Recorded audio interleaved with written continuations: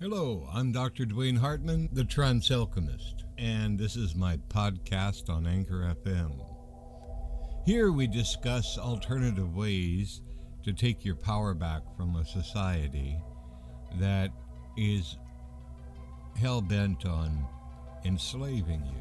For over 20 years, I have worked as a hypnotherapist, but I have found that the need for me to be a dehypnotist was more important at this time.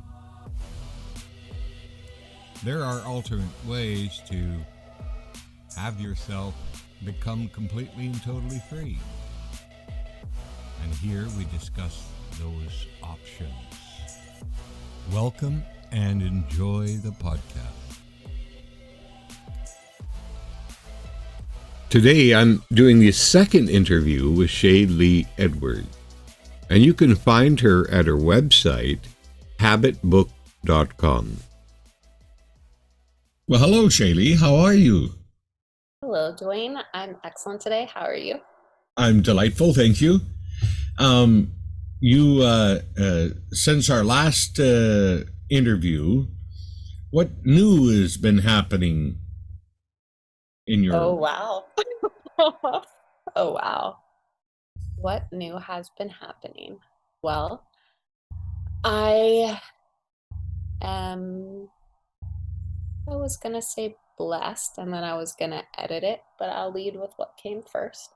I'm blessed to experience life on several levels, externally and internally.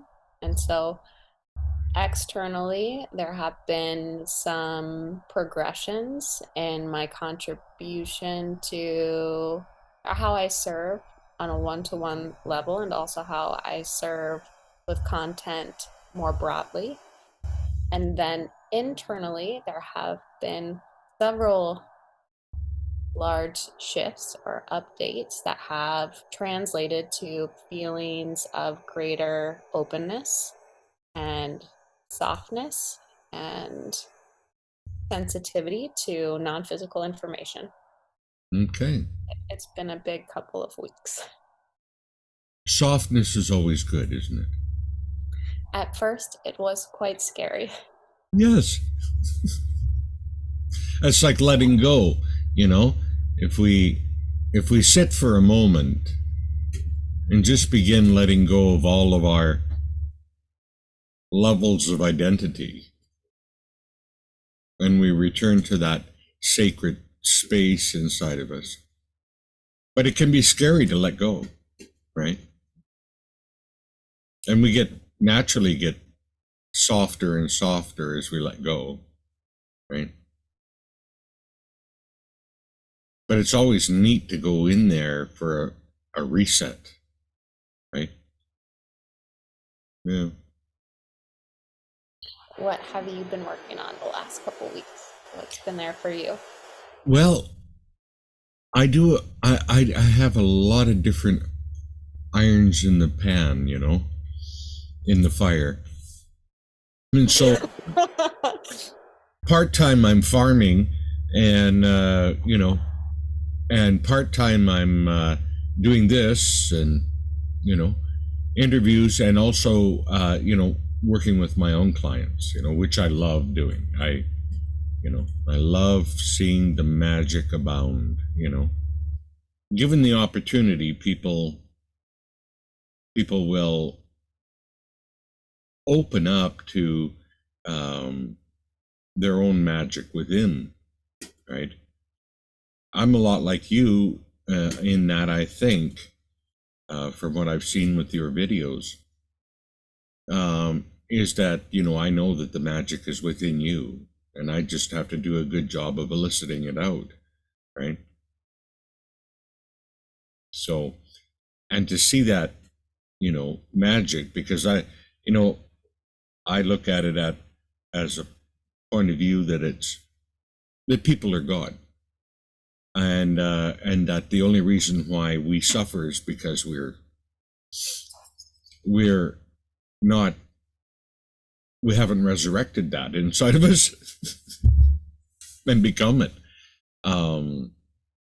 But when that happens, and you see that happening with people, it's phenomenal. What they can heal in their own life, what they can heal physically, mentally, emotionally, right? Yeah. So that's what I do. I think the farming piece is interesting, and if we have time for it here, I would love to hear more about it. Otherwise, I will contact you offline. Oh, okay. All right. Sure. And yeah, if you Okay. want to ask questions about anything, you just go ahead, and I'll you know. What I'd actually like to do is talk a little bit about. So, when you said illicit, the visual I got was a lightning bolt that connected to um, surfaces or to things. And what is what might be interesting to talk about is how God lives. What is it like to live as God? And maybe I'd love to hear what that's like for you, what that's like for your clients, and then I can express what that's been like for me. Well, there's this uh there there's our original consciousness that we came in with, and then we were very quickly programmed out of it, and to live a human 3D kind of life. So what is it like? Well, I'm preempting with this because when we get back far enough that we can actually take a look as the God within at our own life, we realize, holy man, uh, I really get involved with a lot of things that I don't even need to, right? The experience with other people, I just did an interview the other day, yesterday, and on the interview, uh, I know you're into metaphors, and you look at metaphors. And so while she was talking, she was saying, I don't know what I'm going to do. And she put her hands like this, and she says, I don't know what I'm going to do. And I go, I know what you're going to do. And she goes, what? I says, put your hands like that and float out and just take a look at it, because your unconscious is showing us what to do, right? And so she floated out, and she was in tears, actually. I was interviewing her, and she was in tears, and all of a sudden she floated out and she started laughing hysterically, like like she was in full-blown satori, right? She floated out and she could look at that. So there is that feeling of what that is like. Everything that you could imagine as difficulties, problems, and everything else, when you go into that state and you float out, you realize it's just a game. It's just a game. And out here you can see that, but when you're immersed in it, you can't. It was kind of like one time,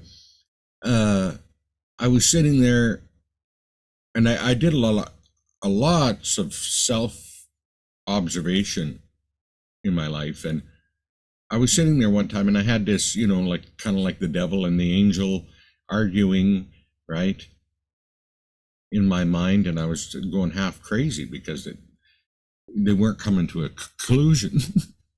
And I thought I was that. I thought I was that. And then I heard a voice from the back of my head that said, come with me. And I went, what? Who's that? Right? Come with me. And I just went, and I floated back. And when I did, I could see the two of them there. And they instantly kind of went, what the heck? And they turned and looked at me, because I was the awareness. And as the awareness, I was feeding them. But when I floated back, I didn't feed them anymore. And they were like powerless without that awareness. It was like I don't know, an old part of me or an ancient part of me or whatever that said, come with me. And it wanted me to see that awareness on something always makes it more, right? So we just have to get really, really creative with our awareness and where we place it. Yeah, I would add why as well, why we place it. The why to me presupposes who and for what. And when, so I mentioned in the last episode that I seem to have or have had an approach that's sort of troubleshooty. I discovered a lot um, from that vantage point until, well, you don't need to do it that way. That was an adventure that I had. And from that, the why is a sneaky but subtle and powerful influence on the experience. If you are using some of the spiritual quote unquote techniques from a place of fear, then the effect is, you know, it's, Yeah. yeah, yeah. So even I think play is a great way to access why without bringing with you your junk. Mm-hmm, mm-hmm. And last time you had mentioned you'd use the word notion, you Yeah. know, the notion to explore what if this was non-threatening? What if this wasn't me? What if I had absolute leadership? And that changes perhaps an energy or motivation of desperation or fear to something that can move. Yeah.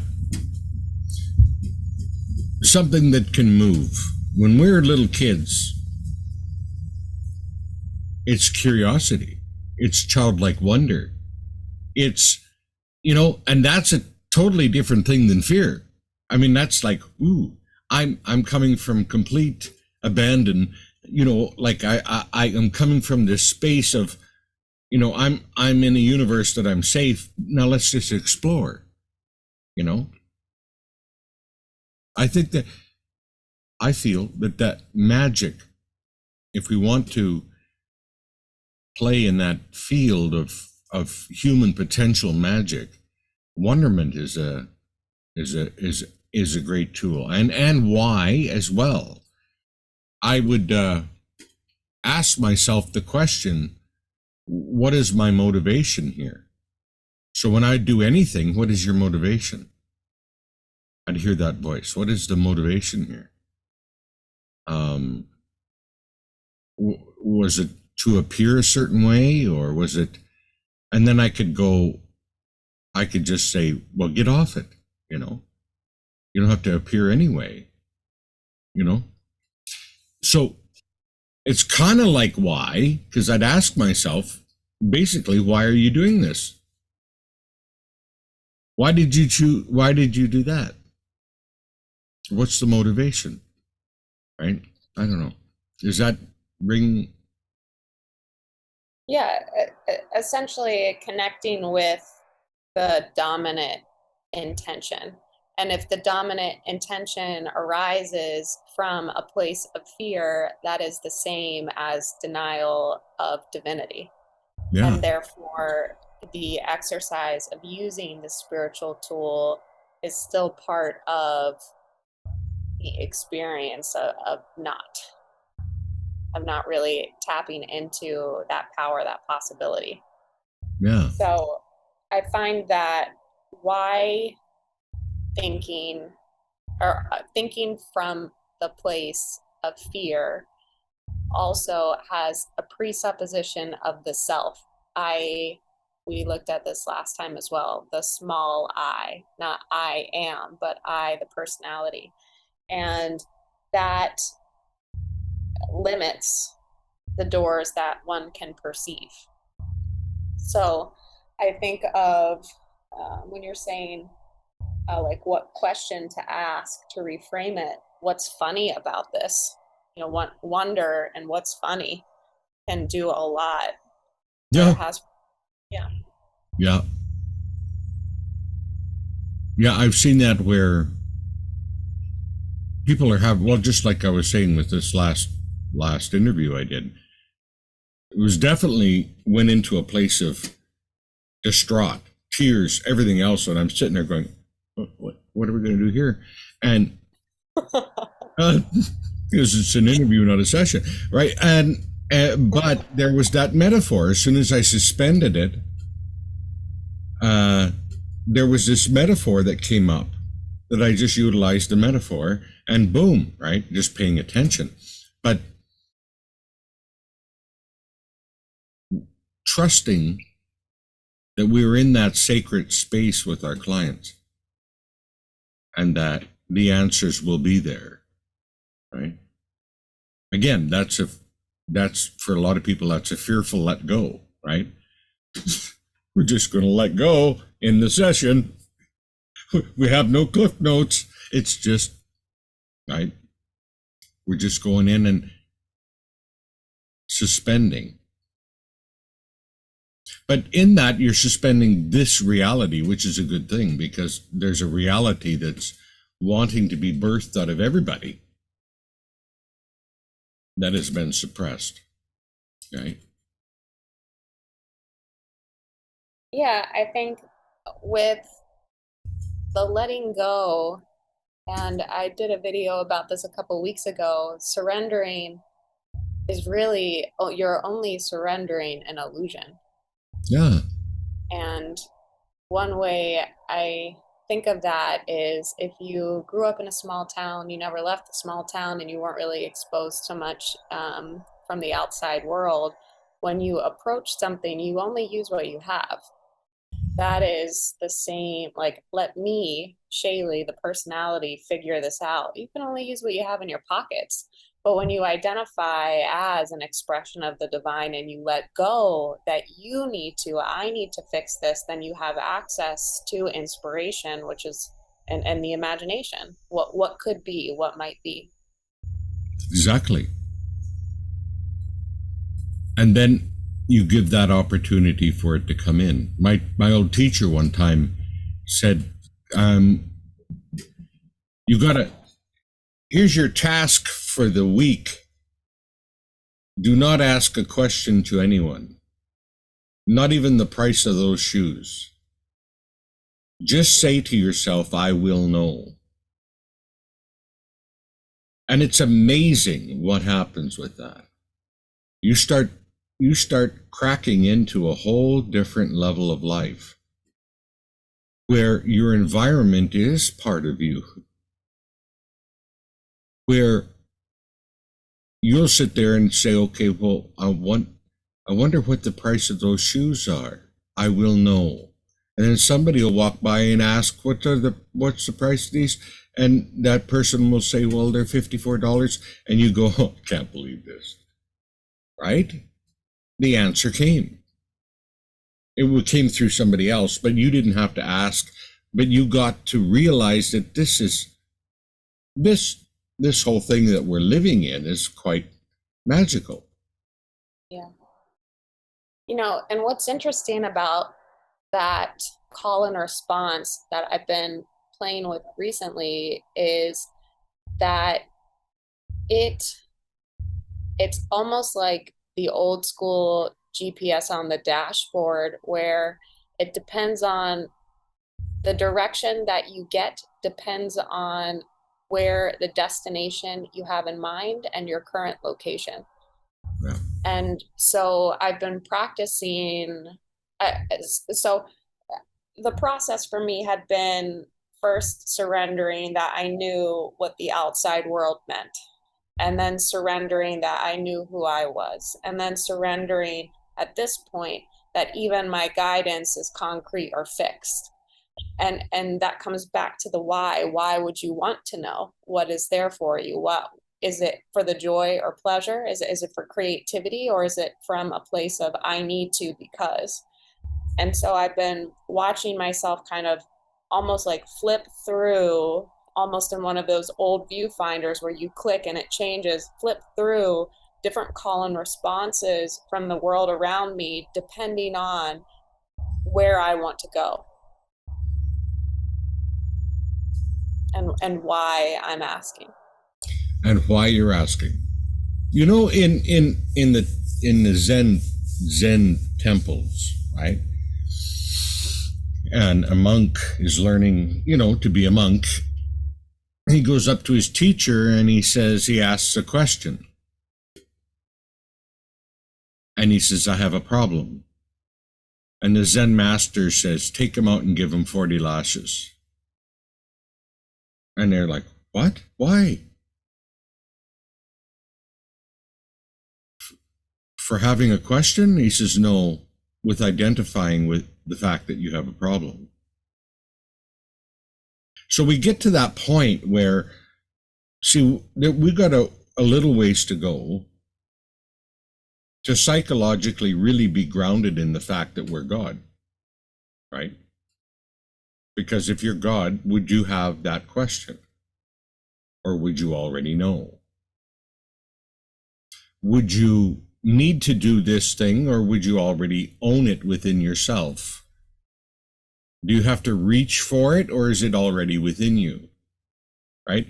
So there's so many things, like just lately I was doing another interview and we're talking about the fact that there is this basic overlying premise that there are authorities in the world and you're a submissive, right? And that's only a game that's being played. Really? When you float out of it and you realize that there's folks that are saying that I am your dictator and you're going to do this and you're going to do that, really is just a game. It's not really the way it is, right? We float out and we take a look and we go, well, I'm just as much in charge of my reality as what they are. What am I doing submitting to something that I don't even like, right? When did that start, Shaylee? When did that start that there's this authoritarian kind of concept? Unless we take a look at it, people are following along and just, chunking along, marching along to the drummer here. But we have to take a look at that and go, okay, well, where's this drummer leading us, right? Where are we going? Because it doesn't, the end result, we got to be able to look at further. That doesn't look very promising if we continue that, right? In our reality, and our own personal reality, because there is only your personal reality. The outside reality is just a combination of everybody's reality bumping into each other. But what I do, and meeting people all the time and really getting into their head and what they're doing, every one of them is manifesting their own personal sovereign reality, but all believing that there's the one reality, which there isn't. It's all individual realities, but we're being convinced that there's one reality, herded into a corral. Right. Yeah, and I think even the language of herded or corralled takes a little, I might shift it to like dancing along with.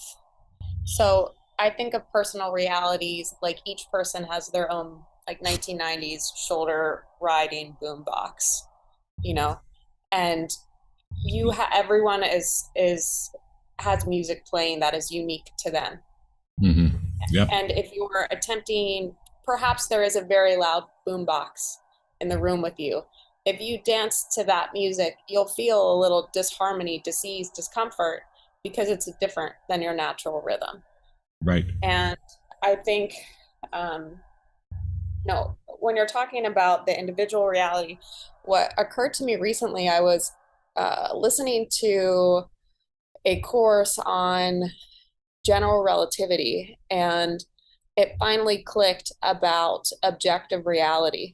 And that really stood out to me as possibly like there being a possible application when we're looking at personal reality, where objective reality, in Einstein's paper, is basically saying that while you can't discern if event A occurred before event B, and you can't discern what's up, what's down, what's north, what's west, what you can include is this unit called space-time, a distance between the two things, two objects, or two events.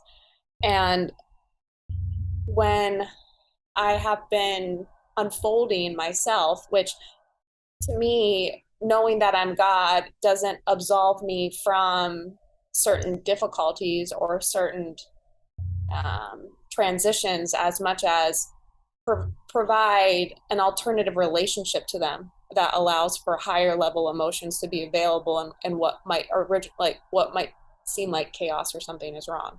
So what I've been playing with recently, I was coming home the other day, and my neighbor was talking about, living in New Orleans. And I said that I was grateful that it helped heal me, and it helped me sober up, not from a drug, but from illusion, because there's so much illusion here.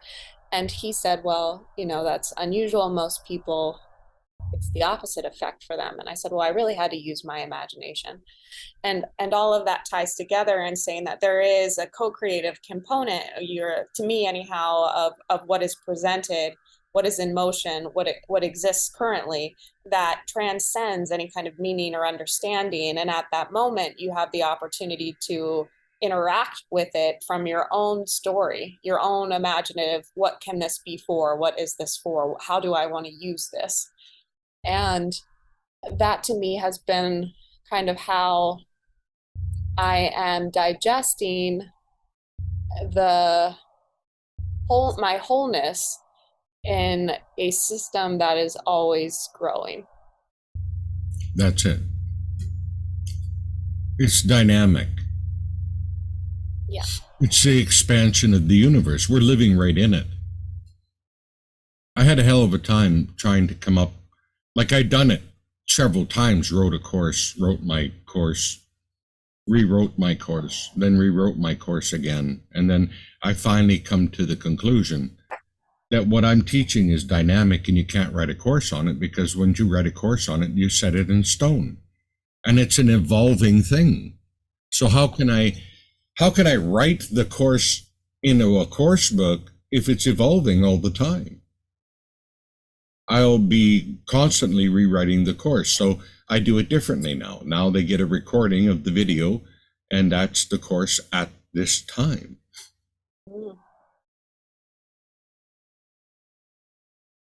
Because yeah, I think, sorry. The next time that we run the course, it's going to be full of different stuff, because there's different people involved, different realities. You know what I'm saying? It's dynamic. Mm-hmm. Onto a site one time, and this site group page and whatever was more scientific than anything, and they said, do you realize that the universe is expanding from any point that you're at in the universe? It's expanding from there. And I says, yes, because consciousness always expands. And they says, why don't you get out of here, you pseudoscientist? I says, okay. So I left. But So I left. your God, it's expanding from any point that you're at. Yeah. Right? Was my,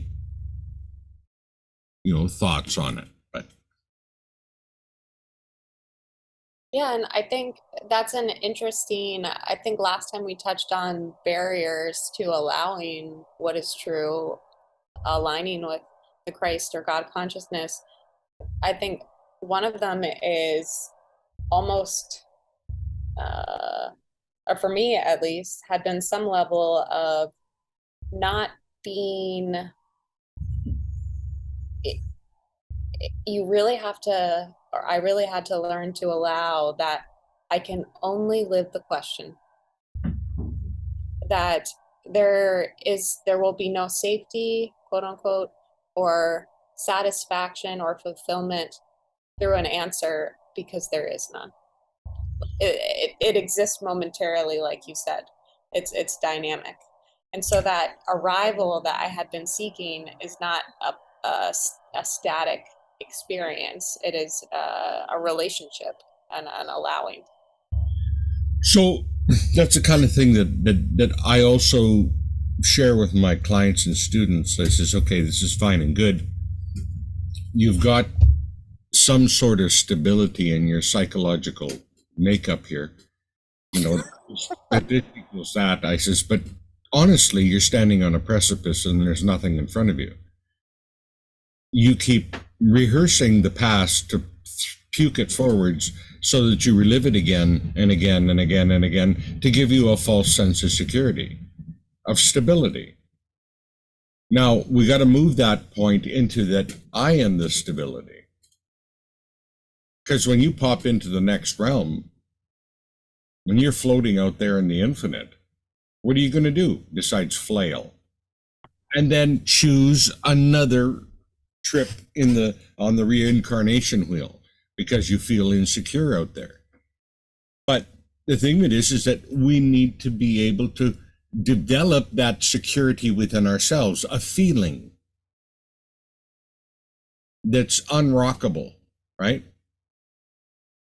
You know, I am as all are. I am God as all are. That could be one.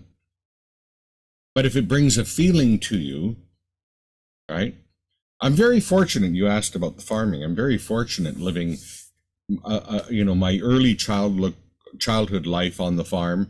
Then I went off into the city and then all over, United States and Europe, and then come back to the farm again. There's things that you didn't quite totally appreciate until you get older. But I go out there and I look at the cow herd and I watch them living their life, right? And a lot of people go, oh my God, you raise cows and whatever. I said, it's a beautiful thing to watch the cows. It's a beautiful thing to go out there with the quad and start toning and watch those curious little beings come to you and want to figure out what you're doing. They're all sniffing you and looking at you. There's different types of farmers. There's farmers that do vast amount of cow. We don't. We do a tight herd, and they're our friends. They aren't enemies to us, or we don't, abuse them or anything else. And that same life force is in that cow that's in me that desires to live a life. That same life force is in that tree over there. That same life force is in everything. That same life force called God is in all things. And to connect to that feeling inside and realize that is forever. Right? That tickly, childlike expansion of joy of life is the key. People dismiss it so much because it's childlike and we're supposed to be adults here. Well, that's really panned out well for us, hasn't it? Yeah, more serious. Let's get real serious. Yeah. Everyone's so much fun. Yeah. I think when we're coming back to, like, I guess today my theme is somewhere around the why, and that where I found freedom was really looking what I must believe to be true if that's what I want. That's where I'm coming from. What must I believe to be true? And with life force, and each path is unique and beautiful, and on mine there had been a lot of, oh no, I'm gonna die sensations. We're really feeling like the end of myself. And early on that was terrifying because I thought my physical self And I also didn't really have a relationship to any of those concepts in a way that allowed for me to experience that in wonder and joy. How cool to have the sense, how cool to witness or be a part of an experience like that. Um, but as you know, so living out those questions, why I why I want to stay alive presupposes that you aren't, that you can die. And so identification with life force, allowing that I'm not so important, that when my Play-Doh goes back into the overall ball of Play-Doh, what Play-Doh, like it's not optimal for all of life, really allowing, it was so freeing for me to let my life be life's life, so that it's no longer about how do I get Shaylee's life right. I'm part of an expression of life. And therefore, while I make the most of what is before me, I am forever a part of living. I can't die. No, you have never been born, nor will you ever die. You're Yeah. eternal. And it all depends on whether you're living from the point of the eye or looking through the eye, Good one. you know? To see the world in a grain of sand and heaven in a wild flower, to hold eternity in the palm of your hand and infinity in an hour. You were led to believe a lie when you see with and not through the eye that was born in a night to perish in a night while the spirit slept in beams of light. Ooh. That Yeah. has stuck with me forever, that poem, Yeah. because it really tells to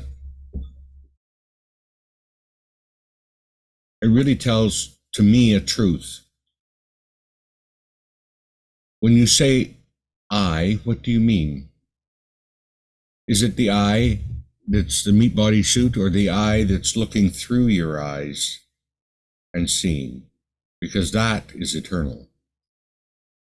That has never been born. Weapons can't cleave it, and fire can't burn it, and you can't drown it. Oh, and I was saying then that to me, sometimes that, so we talked last time too about how some of our conditioned templates preclude us from really perceiving what magic is. And I think one of them is the idea that magic is necessarily, the accomplishment of pulling flowers out of your sleeve. When Yeah. to me, really, it is still an alignment of a state that allows for you to witness and bask in and appreciate and sense the magic that is, right now already. So it's not necessarily uh, an act in time or something specific as much, again, as like a state of being. Exactly. Yeah, it's not a card trick. Yeah. Uh, what I what I refer to as magic is the fact that you can morph reality right from where you sit. That you could take a deep breath in, go into enter a different state, and reality in front of you just morphs into a different reality. That would be the ultimate magic, right? Where you have a feeling inside. But I've done stuff like that. Like I've walked into a room and you could tell and read the room and it was not good. And I go, okay, just give me a minute. And you go into the bathroom, you change states, and you come back and it's a different room. Hmm. Because you're the ultimate. If I'd looked at what I was thinking before I entered that room, it's a direct match to what I was thinking, probably. But I take a moment and I go, okay, stop, go to the bathroom, change my state, and walk into the room, and all of a sudden it's a different. I'm not saying the people are the same. The mood is different. Mhm. Yeah, that actually, that technique in a more like over time fashion is, and it gets a little trippy because prior realities seem less real.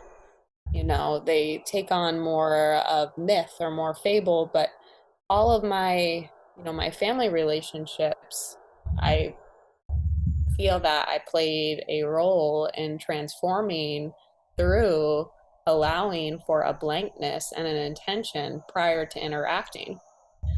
And so I work with people who are, feeling squashed through some kind of family dynamic that's imbalanced or it hasn't necessarily trained for them to use the fullness of their power. And it seems like, oh, what do I need to say to them to make it change? And it's like, no, no, no. No, I think of a satellite almost, where you're on the ground, they're on the ground. Between you, almost at an apex in at a triangle, is the satellite of God, the satellite of all that is. It's not how do you affect change person to person on the ground as much as how do you throw it up to the satellite and allow space for the person that you're interacting with on the ground to change. Yep. And again, I think there to me is still I still need to be mindful of why. What is, what must I believe to be true, that is what I'm asking for, rather than allowing for a physical action or something, more tangible on the ground. It's funny that you used that statement with why, because I used to have a statement that I used to say to myself, what would I have to believe in order to receive what I'm getting? Mm. And it would always trip you back to your belief that whatever belief, because there's a magic mirror in front of you that's basically reflecting back everything that's inside of you. So what would I have to believe in order to receive what I'm getting? Yeah. It's very similar to what you're saying. Mm-hmm. Because it kept... Yeah, I find that with the reflection, it can be exact, in a denial of self type of way, or it can be, the dynamics. Where am I out of balance, so as to allow for this out of balance experience? And I find that there doesn't necessarily need, again, going back to the idea of an active I, the personality, you don't really need to fact find it so much as, again, just like love and allow. Yeah. Yeah. Or recognize that it's coming at you. You must believe in something in order for that to be coming at you. So now what state do you want to be in? You don't have to really go, like you say, go digging in the dirt. You can just recognize and go and float and see what comes out of the mirror with that.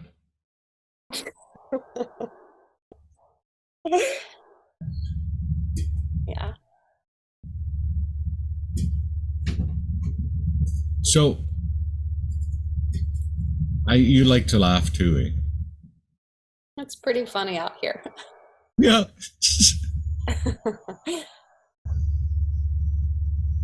It's laughter is a real game changer when you can reach that level of laughing. I think that's why when people lose their identity, they lose all of it. They just, even if it's just an exercise, that they're doing, but they let go of it all. They reach that state of satori and just start laughing and laughing and laughing and laughing. I've had a real problem lately, to be honest with you, Shaylee. It started a little while back where somebody came on to a session with me and they started laughing and they just wouldn't quit. And they just laughed and laughed and laughed and laughed the whole time, and I'm going, okay, well, we're getting close to the hour here, and is there a question you want to ask me? And it's like, ha, ha, ha, ha. And they start laughing some more, and they laugh and laugh and laugh, and they say that was the best session they ever had. And I'm going, oh, okay, good. Yeah. It was yeah, no. But, and then the next person comes on and they talk for a little while. Next thing you know, they start laughing and laugh and laugh and laugh. And I'm going, Well, it's good that I have a strong demeanor myself, otherwise they're laughing at me. But I find that laughter really is, we've gotten so serious here on planet Earth, haven't we? Yeah. And it's good to laugh once in a while and just let it all go, right? Yeah, I think of it as the seventh sense, the sense of humor, Yeah. Yeah, no doubt. the Yeah. most important one. Yeah.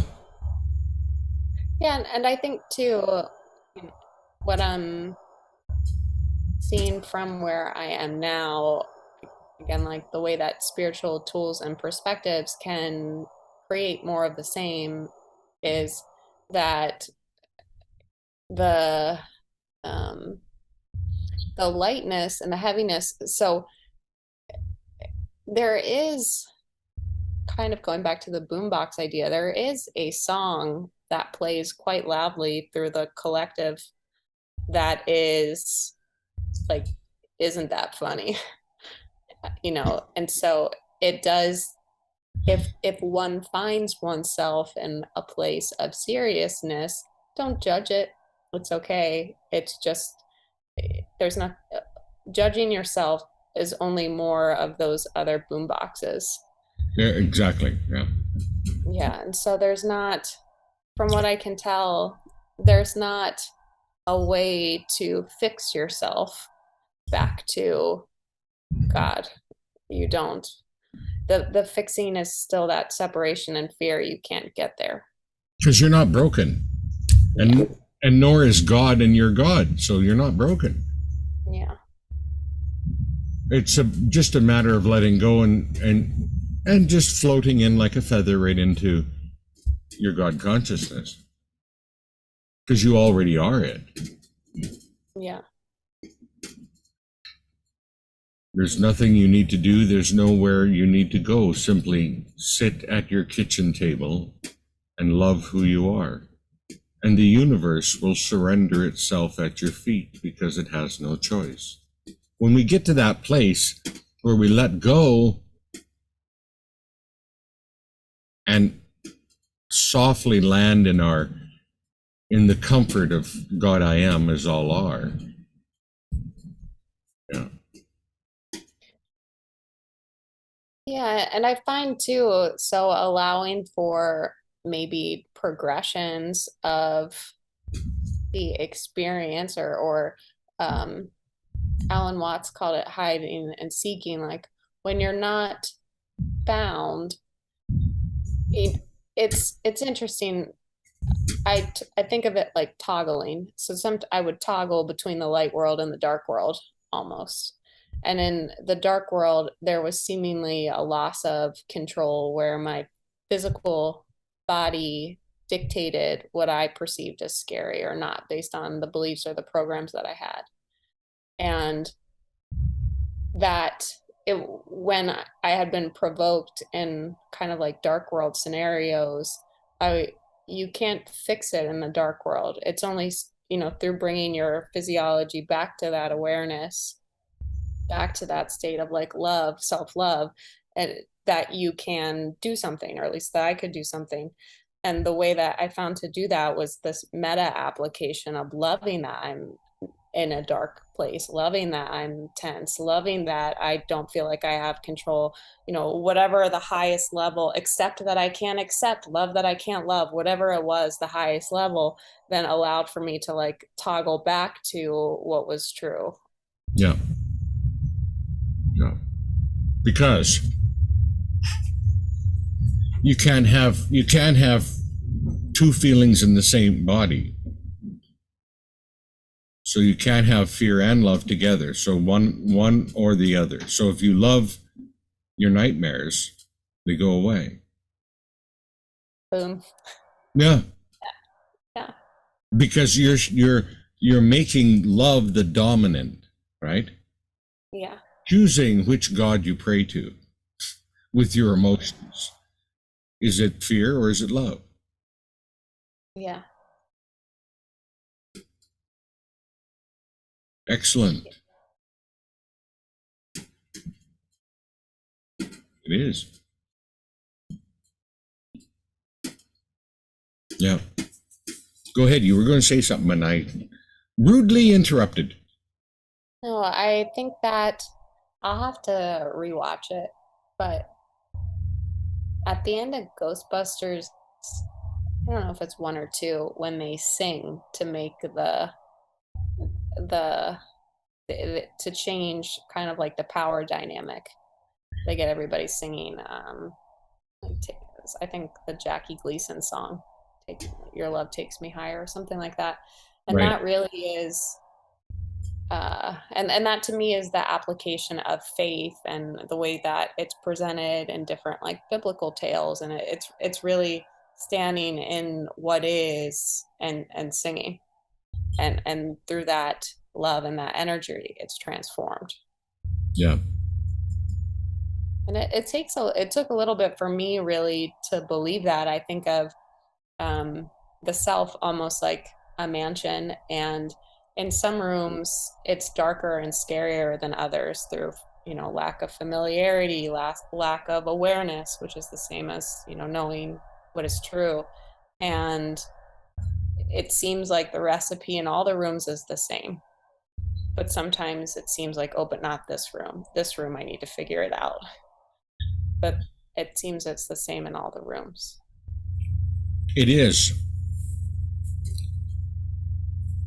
And that's really what I look for, is that key that is the same no matter what dimension or room or reality you're in, that the freedom is owning who you are, like making that the steadfast God I am as all are. To me, and I know that, I mean, people have various different understandings and ideas of what God is, right? To them. And so it's just like love, you know? Well, what do you mean love, right? Because some love is not the same as other love, right? But, and God, the same thing in people's minds, how they have it set up. But if one was to go to a place within themselves that is stable, just stable, that love of being in a stability, but unshakable,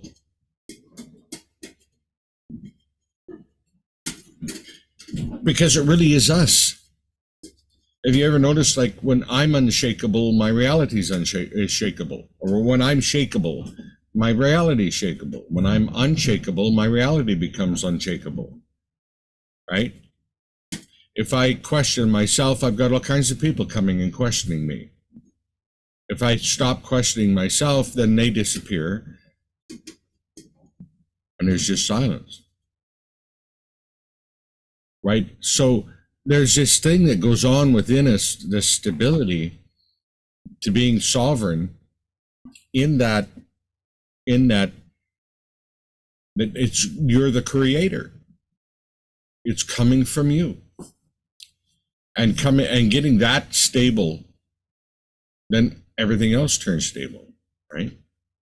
Like in the Tao, they talk about the 3 levels of manifestation, and I utilize this because this has happened to me many times, where I have an idea and I'm thinking, and it's a fearful idea, and I go, oh shit, right?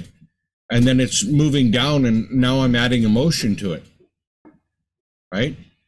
This idea. Well, sooner or later it gets ejected out into the future, and it comes back to me as experience, right? Now, at that point, I can say, okay, I created that. Now it's okay, right? And it'll drift by and nothing will happen, right? If I don't do that, then I get hit with it, and then my reality turns into, because thoughts want to become real. They want to become things, right? In the Tao, they talk about this. And so you could stop it at just the idea. Oh, that was a silly idea. Let it go, right? Or you could stop it when you're mixing emotion with it, like the idea, and this is going to be, that would be fearful, and stop, and just soften and love before it gets sent out. Or you can stop it when it's coming at you, and you just sidestep and just don't give it any energy and let it float by. Because the moment you give it energy, now it becomes real. And now it gets to live, right? Because it wants to be real. Does that make sense? Yeah, absolutely. Okay. Yeah, I think that stable part to me is silence. So when you're talking about the ideas that come down, that, if you're in the game of self-development, self-mastery, the realization of the self, there can be then it's almost like fear of the thought, and then there's a whole production around a production around a production, when the only thing that really is stable is silence. No else can really be articulated as true. That is the God state. That silence in the mind, you see. Whether I was working with figure skaters, or whether I was working with golfers, or whether I was working with basketball players or hockey players, it all ended up being the same thing. Whether I was working with the spiritually advanced people that were trying to get the next higher frequency, it didn't matter who it was. The critic was present or not present. When a figure skater does a wonderful performance and you talk to them and you elicit what they did, it was the absence of the critic. They were actually into the dance. They actually got lost in what Lao Tzu talks about. They adopted the sacred emptiness. Lao Tzu talked about the fact that you can create a vase. You work the clay, and then you adopt the sacred emptiness, and it becomes a vase. That emptiness, that silence, that is worth exploring and focusing on. Because I do help people remove the critic, and when they remove the critic, all of a sudden, whether it's hockey sport, whether it's sports, or whether it's actual life, or whatever it is. And that critic was developed back in the day when we were in school, and we were what I call the magical inner child, the magical child. And we were told that wasn't appropriate, that we're going to get locked up if we keep doing that. We need to get rid of that and put on the mask. Well, part of the mask that we put on to be socially acceptable was also a critic that kept criticizing you, so that you stayed within the mask reality, right? And we all adopted that critic, and it says, you can't talk about that because society wouldn't like you if you did that. It starts out soft, and then it gets worse and worse and worse as people get older. And removing it is that silence in your mind. There's no more yap, right? It's just silence. And so when an artist goes into the sacred emptiness, into that silence, the art they create is phenomenal. When a figure skater goes in there, it becomes the dance. It's not about criticizing every move that I did. Did I do this twist the right way, or am I going to, or all this noise that goes on, gone, and it's just I am. That's it. Yeah. So Yeah, I think the critic is a slippery guy. When I'm teaching him, I usually talk about how he's got one of those like mustache sunglass combos. And so when you start to work with freeing yourself from the critic then puts on his little, his little glass disguise, and then he's critical about you being critical, about being critical, about being critical, and Yeah. it just keeps climbing up your layers of awareness, and silence really is the only freedom, which to me is also the same as acceptance, which is the same as recognizing you really don't know what anything is for or what it means or what's optimal. And going to the figure skater example, like following the thread of why do I want to be perfect, ultimately it comes down to feeling that you're good enough, and that as a relative judgment based on external things is an impossible thing to achieve. It's only through giving it to the self that then you're really free to do your own art. When I would ask them, why did you get into this? They'd say, because I love the dance, the expression, the movement. And I'd go, and how much of that are you doing now? None. What are you doing? Well, criticizing myself. So let's get back to the dance. Let's get back to the movement, because you love movement. Because you love to express. And I would bring him back. But I found, Shay, that there's no negotiating. Like, hey, I took NLP too, and negotiation techniques and that with the critic. I couldn't negotiate with it at all, because it would put its glasses on and pretend it was negotiating. And then after you leave, come back in full force again. So I developed a technique to remove it, and utilizing the law, the universal laws, the law of free will, the law of polarity, right? Like attracts like, and opposites always repel. Free will, that you have the right to your own life, and nothing has the right to interfere with your life, seen, unseen, above, below, or in or out. You're the one. And so but it wasn't good enough for me to just sit there and mouth flap at them. They have to be a participant in stating the law of free will, telling the critic that, hey, you're breaking the law of free will. I demand an energy refund from you. But then treating it not like, just blowing it up or destroying it or whatever, but actually giving the critic its own timeline, its own past, its own future, its own present moment, and weaning it. Because we have to wean it and give birth to it, because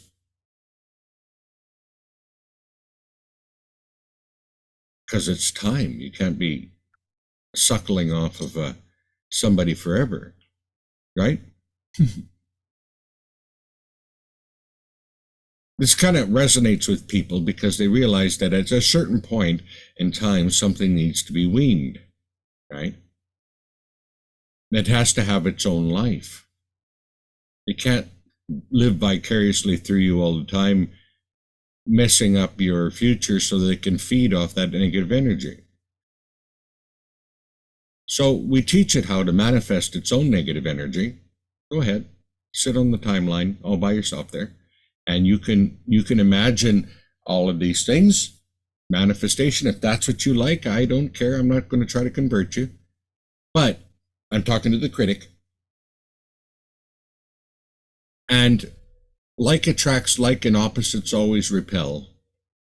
And then I ask the client, is this critic like you or opposite of you? And 90 times out of 100, they'll say, I'm nothing like it. Then I say, well, just let the law take over now. It was only because you were unaware of the law. And then it floats off and goes to be with its own like kind. Then they hear the loving inner voice inside that it was masking all this time, that comes up from the heart. It says, I love you, I believe in you. And then watch things flourish, right? People just, because it's a different boombox playing. Totally different boombox. And like, I understand your analogy with the boombox, because when you hear things and see things and feel things, it moves through your body and changes your structure. They say that water with a certain emotional frequency will vibrate and make a certain shape. Now, you change the feeling, that changes within the body, and you're 90% water. So that's dancing on your DNA. When you change an emotional state, it's doing something on a level that you can't see with your eyes, but it's doing something inside of you. So when we remove the critic and come back to the loving voice, all of a sudden this energy is dancing differently. The water is dancing differently. It's a different geometric shape. And it's touching on your DNA in different places. And things happen. A lot of times instantly. Right? Yeah, and I think with, the loving dialogue, a lot of the experiences that we're talking about to me are, you can't imagine them really until you have them. And I remember when I first noticed my dialogue was loving.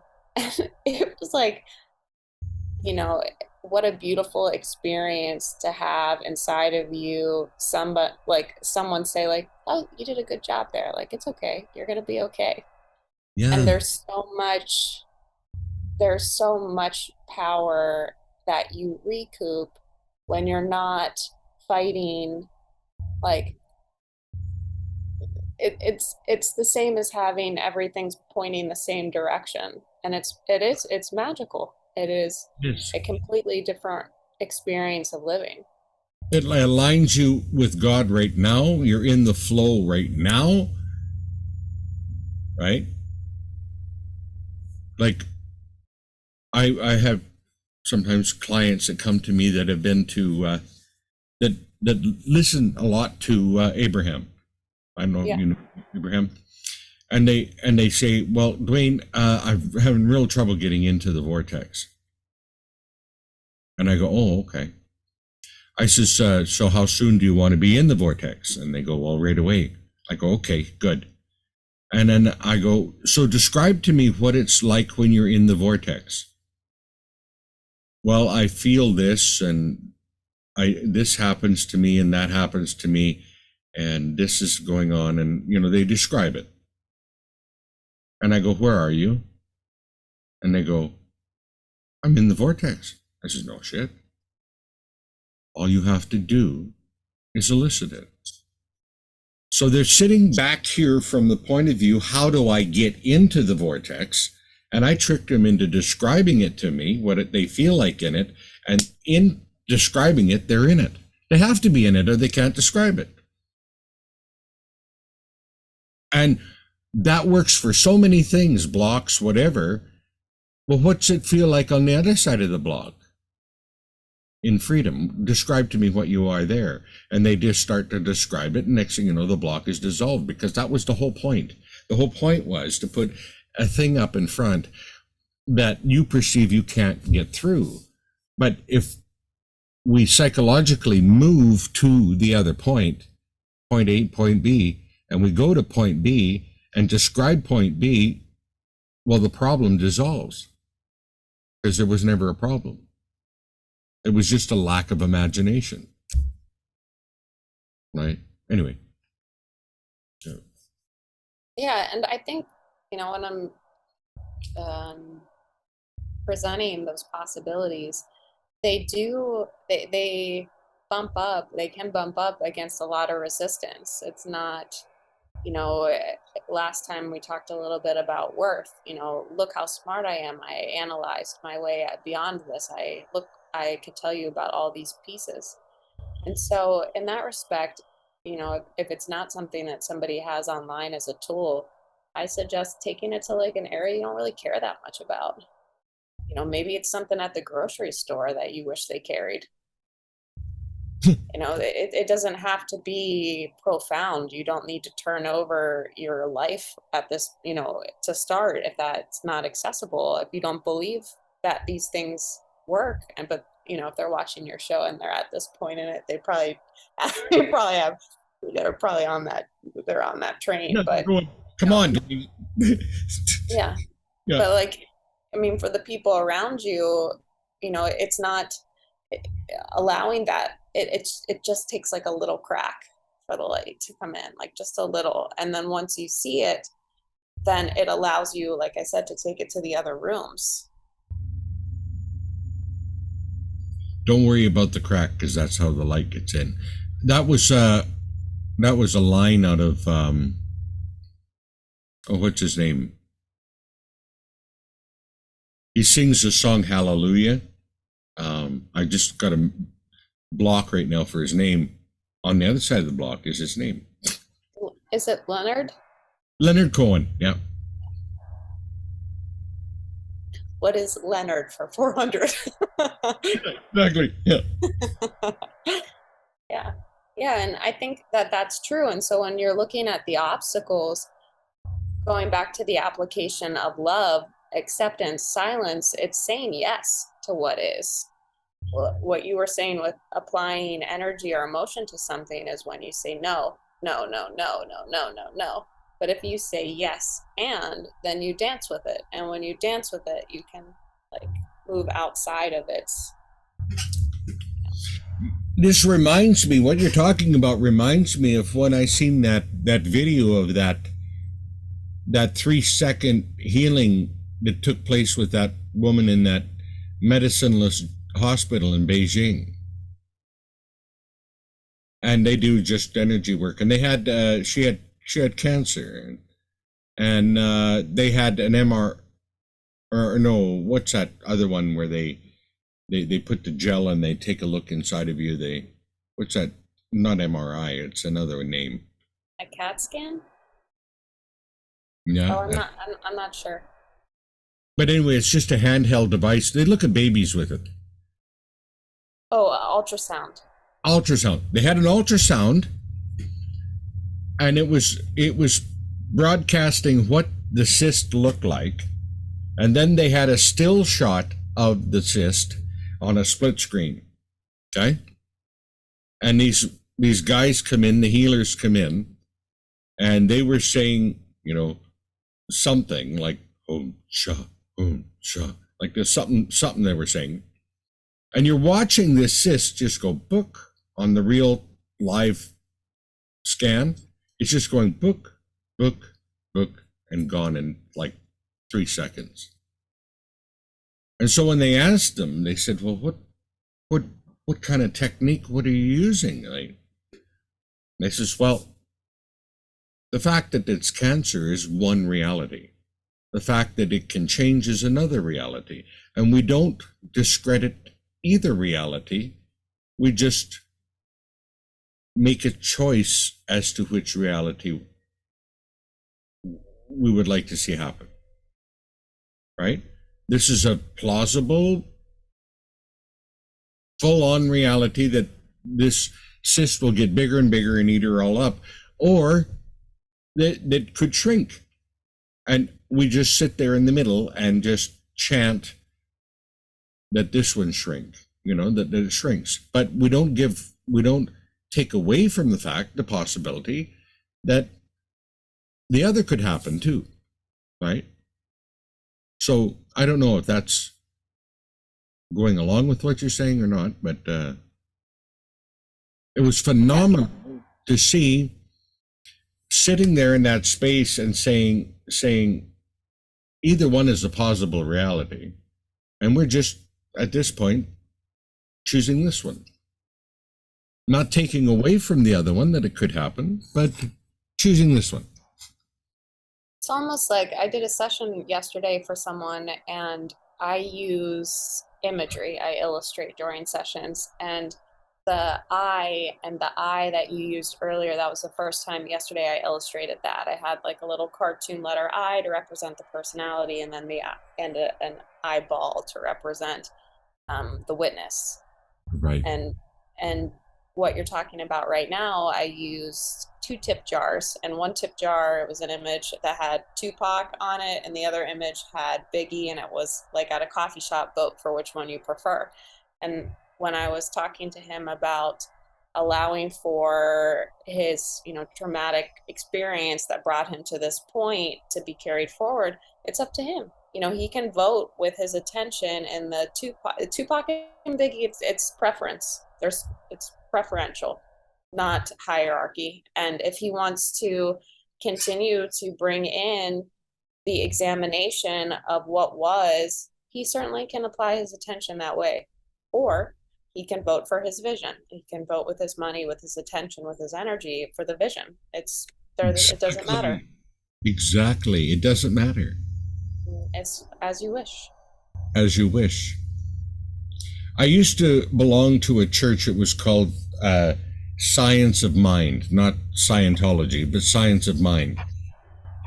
And the minister, I remember she was one of the congregation there was on their deathbed, and they called her in, the minister, to come in and talk to her. And so she did, and she says, well, I'm here for one of two reasons: to help you die or to help you live. It's up to you.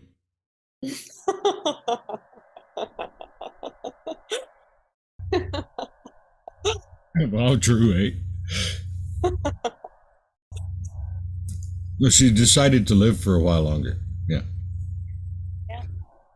Yeah, I think, when you're looking at preference, again, we come back to that, to the anchor, the identity anchor, which is why. Why do you think you need to examine the past? Why do you think that you need to think about, a lot of people on the expanding awareness train behold certain features of this reality that previously didn't look the way they look after you put some light on it. And you see sort of some of these systems of essentially, control, and whether it's organized or not, I don't know. But there then, and I fell in this bucket for a minute where it's like, okay, how do I dismantle their power? And that put me in a terrible state. No energy, no creativity, no joy. It was only through the recognition that I don't do anything to their power. I only claim mine and remind others of their power to claim. Yeah. And that doesn't mean that I don't care about different things. It just means I recognize I have no power except in these ways. No. And that's enough. And that's enough. Yeah. I share the same sort of concept idea. I says, I can take you to the door, but it's up to you to go through it. Right? I can describe the door to you. I can do all that, but the going through the door, the ancient doorway, is up to you. And there I have no guilt, no whatever, no nothing about it, whether you go through or you don't go through. And you can go through it and step back out, play that game for a while too. That's up to you. Or you can go through it and, each step that you take, every click of the clock, every breath you take, you move further into the future, leaving the past behind. Or you can play the game at the threshold, back and forth, back and forth. Or you can say it's all bunk and just go back to the old way of being. It's up to you. And at the threshold, I've done that. I've done my share of that. And going back to that meta level application of acceptance, you're never not it. You're never not God. You're never not it. You're never not it. And so even the dance of the threshold is still it. You're still there. There's nowhere to change. There's nothing to do. And in that level of acceptance, it goes back to the tip jar. Do you want to tip fighting the threshold, or do you want to tip that the threshold is okay? And as soon as you tip the okay threshold, the next adventure unfolds. Mm-hmm. Yeah. Well. And also, I think like I unpacked a lot of ideas around what success on this plane could or should look like. And those ideas they're real deep in there. For me, each level of freedom that I claimed, I used it to then interpret one of the learned templates again. Like, what will this look, and the, oh man, I was running somewhere. Where was I running? Shoot.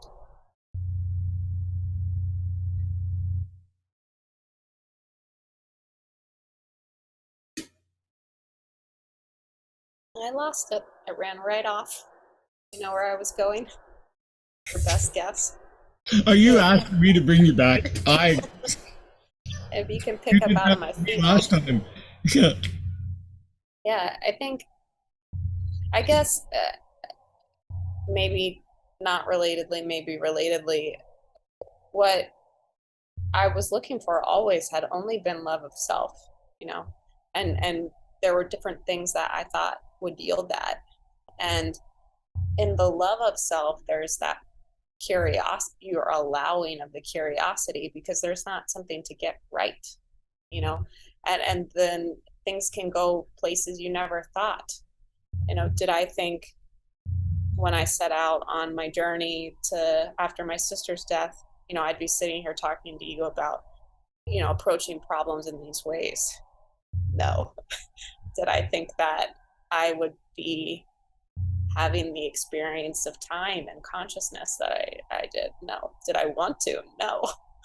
You don't think you don't, I didn't think that a lot of the things that quote unquote, solved my problems would solve my problems, but they do. It's your state of being. That's the only, that's, I think you said it. That's the t-shirt. That's the t-shirt we're going to sell, Steve. It's where it's at. States of being are where it's at. Yeah.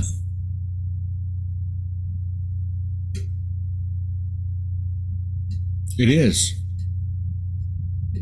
So out of all of this ongoing practices and things and noise, really, it comes down to one thing. Who are you?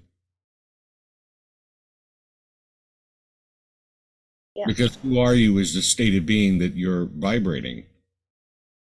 And that's what manifests your reality. So, why? And who are you? Who are you now? A friend of mine one time, he was at a lounge. And he was sitting there just peacefully having a drink. And, sometimes people come in and, really want to, they can't handle being alone. So they got to talk to somebody, right? Even a total stranger. And my friend was like giving off the vibe that I just want to be left alone. I'm just fine here. Okay. And the guy comes over and says, "Hey, how's it going? Can I buy you a drink?" Right? The old thing.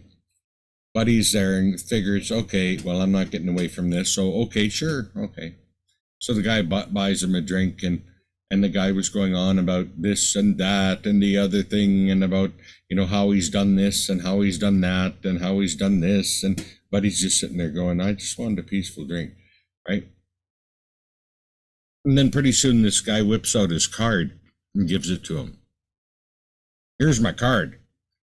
Well, my buddy said the front side of the card was full of things he did, and the back side was full of things he did, right? And my buddy looked over at him and he says, "How is your mom and dad these days?" And he says, "Well, they're gone." He says, "That's right. Now you don't have anything to prove to anybody." Okay. Boom. So all of that stuff that was on the front was just more confirmation he wasn't there yet. And it started with his own family, right? Trying to be more and more and more and more. And you don't have to be more. It's really less and less and less. Just simplicity. within yourself and confident in that, I know it's a crude story, but it happened. It was a true story. Yeah, and I think it's interesting, the who are you also, who is inclusive of the total experience, the non-separation. So who brings everything as, for me. And like you were saying before, if something's coming for you and you'd rather not, you have the option to tip, in a different direction. At the same time, I find that if it's in front of you, and this is where I was trying to go before, like when you say yes to your adventure, then you claim the identity as well. I am says, I'm all this. So, if you're stuck on a threshold, you're stuck in yourself, you're stuck in a dynamic like I am, it's mine, it is. It's the same love of the circumstances is the same as saying I am. So even, you're a friend and being bothered, he was only being bothered by himself. In some way, it was showing him perhaps the belief that he wasn't able to, do that, or maybe an opportunity to surrender that his wisdom is for himself. Well, you know what? And listening to what you're saying and knowing him, you're absolutely. I'm not kidding. You're accurate, because he did battle with that. Not to come, that person showed up in his life, but he did battle with that. He was dancing in a threshold, highly spiritual, and he was a highly spiritual person, and then back to what his parents wanted him to be, working in the oil field. So he was doing that, and then this person showed up and yes, he said those things, but you can't say those things without reflecting to yourself, what are you doing, right? No. Yeah, I had an info call the other night with a gentleman who had been through the AA program, which I'm loosely familiar with, but I told him, I'm not trained by anything but like life and God, intuitively. I've of course studied a ton. I've been in, I have,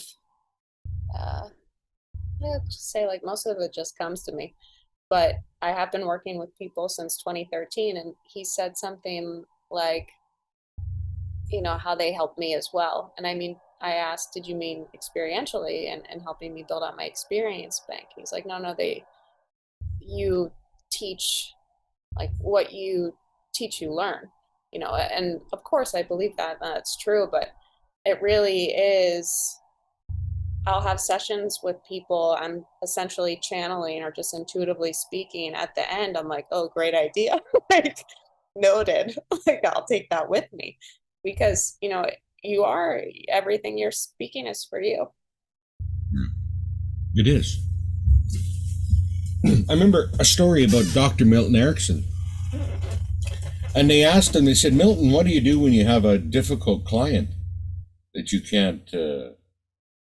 He says, well, I just simply go into a trance and let my unconscious do it. Because he couldn't say channeling back then. They'd have locked him up.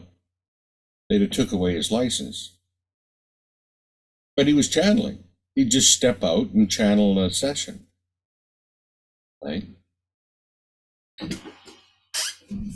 And a lot of times that's what we do. We create a space, and our client enters into that space, and we just simply allow. The most frustrating time in my career was when I used to keep files on clients and note what I did last time and what we're going to do next time, and because the client would never do what you're writing down for next time. And it was always a frustrating thing until I let it all go. And I'm just present with my client. So they come, they sit down, and I go, okay, where are we going today? Well, you should know. Oh, I have no idea how much you've changed since last time. Or not. So tell me, where are we going today? Right? Well, I'd like to do this or I'd like to do that. Okay. Right. So we go. Richard Bandler. Richard Bandler, he was one time, he had a research and development company, and his office was next to literally a psychologist. But something happened to the psychologist, and the psychologist did a midnight move and disappeared, right? But his clients kept coming and knocking at the door, and when they didn't get an answer there, they'd come into Richard Bandler's office, and they'd say, "Well, where's the psychologist?" "Well, he left." And they go, "Oh, okay." So then they would sit down and they'd start talking to him, right? And he would listen, and he was helping them. But here's one thing that he would do. They'd sit down and they'd start telling their life story of how they got here and everything else. He says, "Whoa, whoa, whoa, whoa, whoa." He says, "I can't listen to that shit." He says, "It's illegal." He says, "Tell me where you want to go. I'll help you get there, but don't tell me that stuff. It's illegal for me to listen to it." Yeah. And it really just bent people's minds onto, okay, so instead of talking about the problem, where do I want to go? Right? And you know how successful Bandler was. You know, he was almost neck and neck with Erickson there. Right? So it was interesting. I just wanted to share that while we were talking about it. Yeah, it's interesting, those little tweaks in direction, going back to the GPS thing, where's your destination? Yeah. And I think with channeling, to me, the more, let's say, like, fluid my identification is, the more I'm surrendered, the softer I am, the easier it is for me to accept, like, I'm not really, when when you were talking about, puking up the past and rehearse, like, living it out in the future, to me, essentially we are all channeling. We're either channeling what's dead or alive. And when we're channeling what's dead, it's just our minds, our old thoughts, the thoughts we picked up, all the stuff that's, and it's just as easy whenever you're speaking, who is speaking from where, and really letting, And it's an incredible experience to not have to explain how I know what I know or where it comes from. I've learned, I used to be apologetic almost, and now it's sort of like, hey, look, I'm on this ride with you. We'll figure, like, well, we'll see. I'll know why that matters when you do. bring every tool I got to the table, right? Yeah. I'm going to ask you a question. Who are you channeling? Well, I think the who is still like God, isness. So in other words, you. Yeah, yeah, yeah, yeah. Yeah, I think, with the different aspects that you encounter externally as people, when you were saying having a blankness with sessions, I do actually create a program over time intuitively that I kind of unpack with them over time. But the way I describe how I work with someone is that I have a general store, one of the old fashioned ones with, 14-foot ceilings with shelves that go the whole way up, and they're empty, except for when someone walks in. And when they walk in, all the shelves populate. And I, as the general store clerk, just, hand things over, where it's not ever under my, I'm a participant as much as they are, so there is that, and that's the miracle, that's the magic of not having to know. Yeah. Like my little red toolbox. Yeah, yeah, yeah, And yeah, the worst thing I could have done was cleaned it up, because then I knew what was in there and it lost its magic then. yeah. There's been times where I'm about halfway through the session and inside my head I'm going, well, I still don't know what we're going to do here. And then, but yet by the end of the session, it pops out and it starts happening and it starts unfolding. You just have to go to Well, there you go. You have to surrender. Yeah. And someone had said to me, like, oh, that's great. You have that confidence in yourself. And it's not that I developed it, I just didn't know not to have it. Exactly. Yeah. You sound like old Mr. Sear there. He was he ended up being a master electrician, but he was deaf and Cyril, and he was deaf uh, because of a beating he got from his dad or whatever. But he was deaf, and so he wanted to become an electrician, master electrician or whatever, right? And so this is a nice thing about being deaf, is that you didn't understand what no meant. So I went to different areas of electronics that nobody else went to. Cyril was the one that developed the free energy device because he couldn't understand no. That's so good. Yeah. And this thing, the more load they put on it, the lighter it got. So they thought they'd give it a disc to ride in. And they said when this disc floated up and went across the rooftops, the roofs were waving. He says birds were falling out of the sky when this thing was, because they were surprised at this thing flying through the sky. Wow. I can send you a video on the old bugger. He's sure an intelligent feller. But he couldn't understand, in the books, know that you couldn't do something. He just got curious about what you could do, right?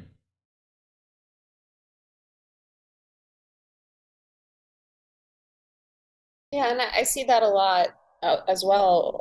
It was in myself and also with clients. The more that you know, the more that you study, the more intricate your maze becomes, and the harder it is to find anything, and particularly like the way out. There's no relief in the maze. Yeah. Complexity is a trap. Yeah. And it's really, if you take a look at it and break it down, it's built up by the ego, right? That if it's more complex and I come up with it, then I'm smart. Yeah. I'm not smart at all. I'm dumb as a stick. I just open up to the universe and let it come through me, right? I don't hold any in thought of me being superior intelligence at all. And for a lot of people, that would just go, oh, but how are you going to look different than anybody else? Well, it doesn't matter. They find you when they find you. Do you know what I mean? Like, they're using intelligence and that they're smart and they're cunning and they're whatever, that for a purpose or a reason, that they will appear smarter. And it's not. It's surrender that makes you tapping into the God mind. That Yeah. I mean, I fell in that trap in joining the larger conversation. Let me explain how this is so. Can't. You can't. You can't. I mean, I think, like you said earlier, you can take them to the doorway, and that's how I've rationalized contributing to the conversation, or I don't need to rationalize it, but that is how I came to peace with my contribution to the content, where I recognize that I used or leaned on the ladders and boats and rafts that other people built. And in some ways to see that it could be done, and others because it helped me remember things, etc. And so and then you it, start creating on your own and becoming your own damn genius, which you are. In yeah, work, in psychology, really. I mean, we don't say that, but really, psychological genius. You can see the path that people go down and get tripped up, and you can go in there and you can assist them choosing a different choice at that point. Maybe you're offering them an option. well, I think going back to like again, I'm not really as much as I get to participate in that process, Yeah. co-create like because it's fun to me. And it's more that I am And all you, I do is erase what's not real. yeah. And you love it. It's the most fun. It's honestly the most fun in the world. That's right. And that's what makes you good at it. That's what made Dr. Milton Erickson good at what he did. He loved it. He loved it. He loved hypnosis. He loved helping people come out of wiggly places, you know? And he genuinely loved people. What a great model for change work, right? And he knew that there was untold magic in there that he had just never tapped into. Just like digging around in the dirt in my magical toolbox and finding what I needed. And Erickson was like that. He knew it would come up. Maybe it was just intention. He knew if he sat down with a client that this magic would happen. Just like you and I do. If anything, that was a takeaway from Milton Erickson. Probably the best you could get. You look in and you just expect magic. And magic happens.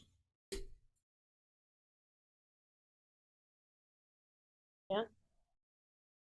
Well, I love talking to you. We got to do it again. Thank you. My pleasure. I'm very honored and excited to be here. It's super fun for me. It feels really nice. And that's really a kind of person that I want to go see, is somebody that's excited about it, that loves it and loves people and seeing them free. What better teacher? What better? And it's not even teaching. It's just come enter the space and let's be and watch the magic take place. Because acceptance, unconditional love and acceptance is really where it's at. I was just thinking, like, it's all this, it's kind of like this Willy Wonka expression to just like, you're like moving your hands, throwing colored smoke, confetti, and then like the cartoon word that remains on the table is just like acceptance. Like that's it. That's it. All you're, I mean, as far as I can tell, I'm facilitating acceptance of what is and the allowance or the validation of possibility. Yeah. From this point. Mm-hmm. Good. Any new events coming up for you? I've been invited to contribute content to the Hope Givers campaign, which is an international uh, organization aimed at supplying hope to people wrestling with some things. Okay. So that's really exciting to me. I'm working on some stuff for that. Good. And of course, you accept clients, and they can find you. Last time we kind of promoted your Instagram, but you have a website too. Yeah, they can find me at habitbook.com. And there they can book sessions from you, right? Yeah, there's a link for an info call, just easy breezy. I am in the business of empowering people to discern what is correct for them. So there's like no pressure, it's just info. So I really encourage people to use that just to see if, it works, it feels good to them. So this time I'm going to put your website on the video. Thank you so much. Is that okay with you, Pauline? Yeah, that's great. Yeah, that's great. All right. Well, thank you very much for being on, and we'll do it again. Let's catch up and see how we're doing in a couple of weeks or so? That would be great. Okay. Sounds good. Thank you so much. Bye for now.